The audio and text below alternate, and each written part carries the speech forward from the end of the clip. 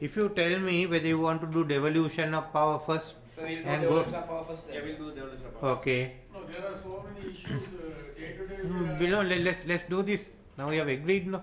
Okay. But I am not agreed. Okay. Right. Okay. No, devolution of power. We have discussed this in our devolution committee, and we have discussed. I have also informed cabinet. Implementation of the 13th Amendment, constitutional amendment to safeguard full powers of the Provincial Council under List 1, with the exception of police powers, and B, also to include specific functions in List 3 in the Provincial Council list, subject to agreement among political parties in Parliament, because unless you agree, we won't have 2/3. So if you want to discuss that further, both Mr. Susil Premajayantha and Mr. Prasanna Ranatunga will be there to talk with the members and come back. We have other members also in our committee, former chief ministers, but both of them will be leading the discussions, on which we said whatever you want to do on list 1, how do you want to safeguard those issues? We have to make an exception for police powers, but all other issues we can take up. And if you want any other list 3 functions come into list 1, that's also there, but we have to get other, not only government and the Tamil members, but we have to get the other parties in opposition to agree, so that we have 2/3. And if that is accepted in principle, then we can ask them and the Justice Minister to discuss with you all the... So there are a few questions that arise, Mr. President. One is, now... Can I read the rest of it also? Right. Okay. Then we will bring bills to Parliament. The whole issue of how divisional secretaries are to be appointed, we discussed. We will bring a bill on that. Then we have said a bill which will enable the Provincial Council to exercise all their powers on the education list, Schedule 3, especially establishing provincial boards of education. Then also bill to establish provincial boards for vocational and technical training, bill to empower provincial councils to establish universities. The total of the education sector, most of it will then come to the provincial councils. Then to bill to empower provincial councils to undertake agricultural modernization and all agricultural grassroots services. At the moment it's split. Agrarian services goes to the central government, others go there.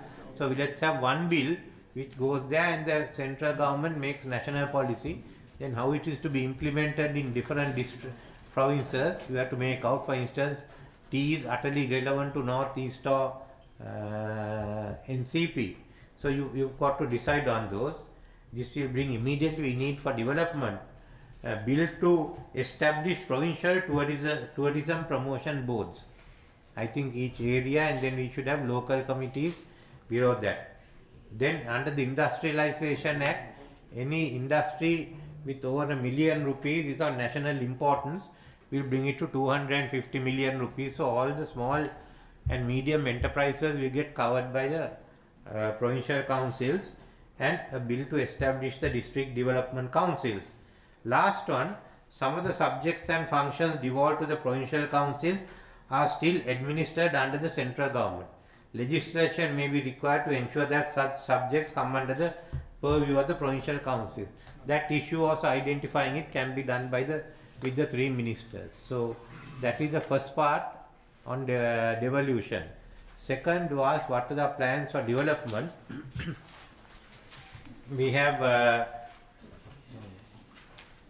find investments for renewable energy potential of the northern province and the consequent production of green hydrogen and ammonia. Availability of green hydrogen will increase the attractiveness of the Port of Colombo. You supply the green hydrogen to the Port of Colombo and Trincomalee for shipping in about another 10-15 years time. A Poonery in Newtown should be the center for the renewable energy economy.